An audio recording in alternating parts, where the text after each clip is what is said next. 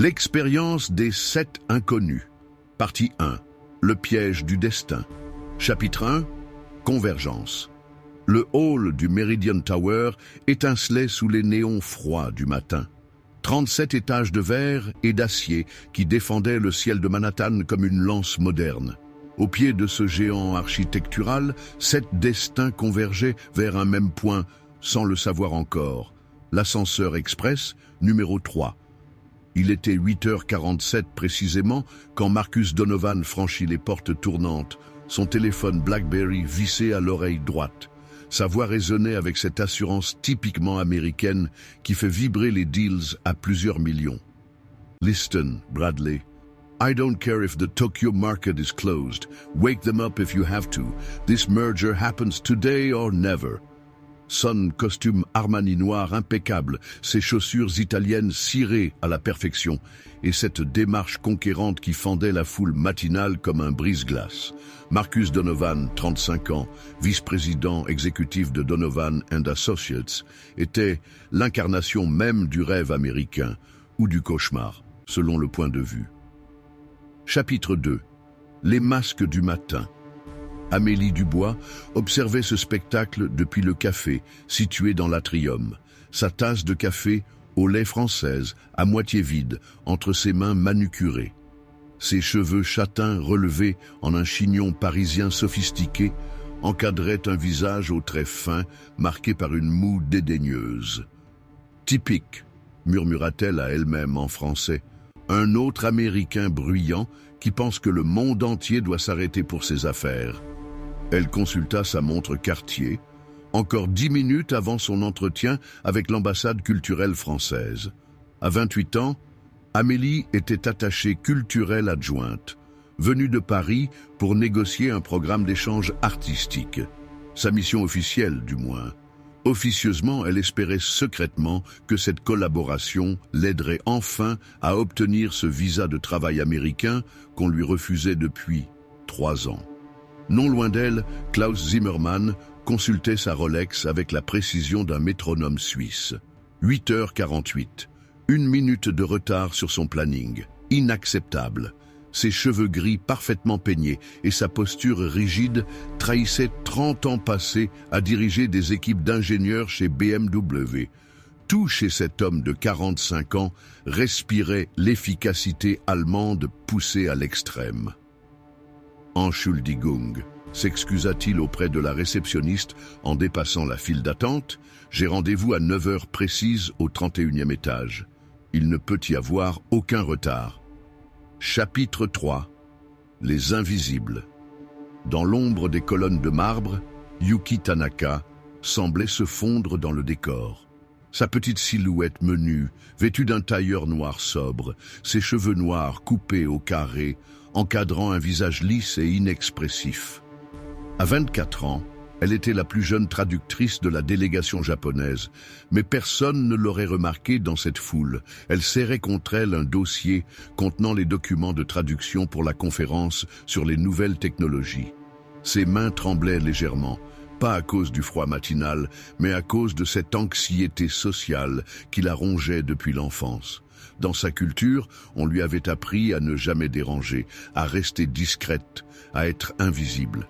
Mission accomplie. Peut-être trop bien. Ahmed Ben Ali rajusta nerveusement sa cravate bleue, en observant les regards qui glissaient sur lui avant de se détourner rapidement. Il connaissait ce manège par cœur désormais. Son costume, pourtant impeccable, sa barbe soigneusement taillée, son sourire chaleureux, rien n'y faisait. Les gens voyaient d'abord sa peau mate, entendaient d'abord son nom et formaient leurs conclusions avant même qu'il ouvre la bouche. À 32 ans, cet ancien ingénieur civil de Casablanca avait tout perdu dans les bombardements qui avaient ravagé son quartier. Sa femme, ses enfants, sa maison, son bureau d'études, tout, sauf ses diplômes et son espoir têtu de reconstruire sa vie en Amérique. Aujourd'hui, il avait enfin décroché un entretien pour un poste dans une entreprise de construction. Si seulement il pouvait voir au-delà des préjugés. Chapitre 4. Les oubliés. Amara Wanjiku ajustait les plis de sa robe colorée au motif kenyan traditionnel. À 26 ans, cette avocate diplômée d'Oxford était venue représenter son ONG lors d'un sommet sur l'aide au développement. Mais elle savait déjà comment la journée allait se dérouler. On la placerait au dernier rang, on écouterait poliment ses propositions avant de les étudier plus tard.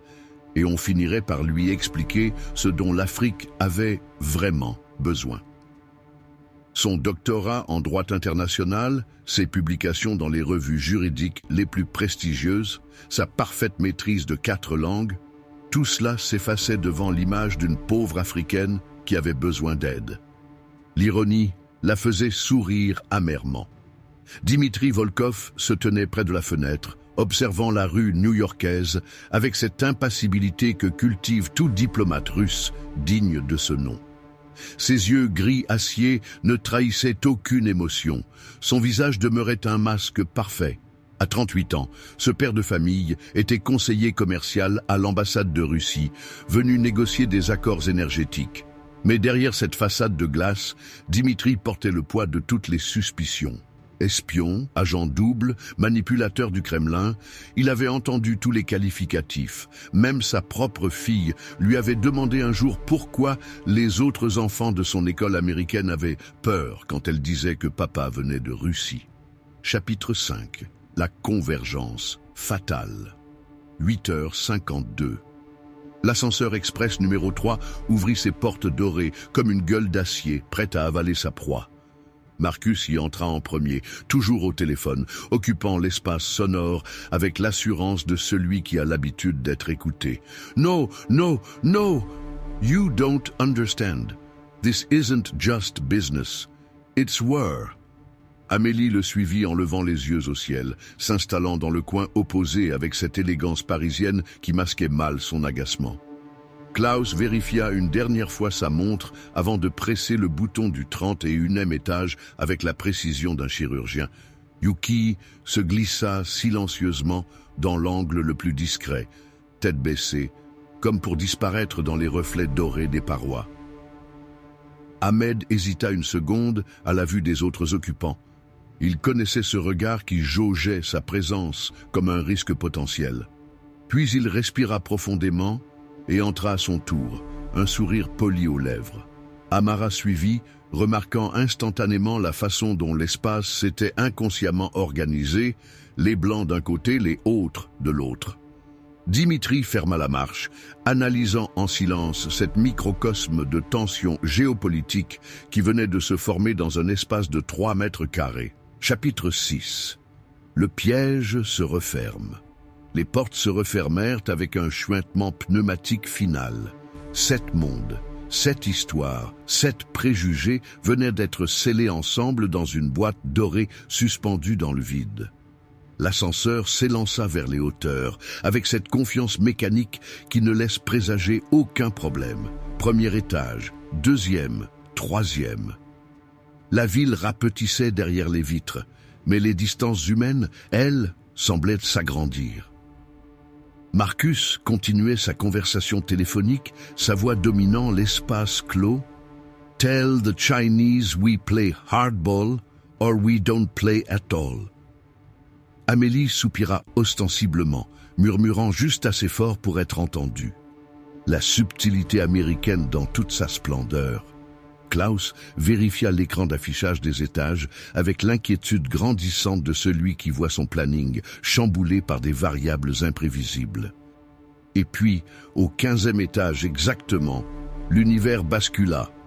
Un grincement métallique, un soubresaut. Les lumières qui clignotent une fois, 2 fois, puis s'éteignent complètement, avant de se rallumer en mode d'urgence, baignant l'habitacle d'une lueur rouge sang. L'ascenseur s'immobilisa avec un à-coup brutal qui projeta les 7 occupants, les uns contre les autres, brisant instantanément les barrières invisibles qu'ils avaient érigées. Dans le silence assourdissant qui suivit, une seule pensée traversa 7 esprits différents. Et maintenant, chapitre 7. Prisonnier du destin. Le panneau d'affichage clignotait faiblement. Étage 15. Arrêt d'urgence. Dehors, à travers la fine bande de verre, on apercevait un couloir de service sombre et vide. Marcus fut le premier à réagir, raccrochant brutalement son téléphone pour marteler le bouton d'alarme rouge. « Come on, not today. Calmez-vous », tenta Amélie, bien que sa propre voix trahisse une nervosité croissante.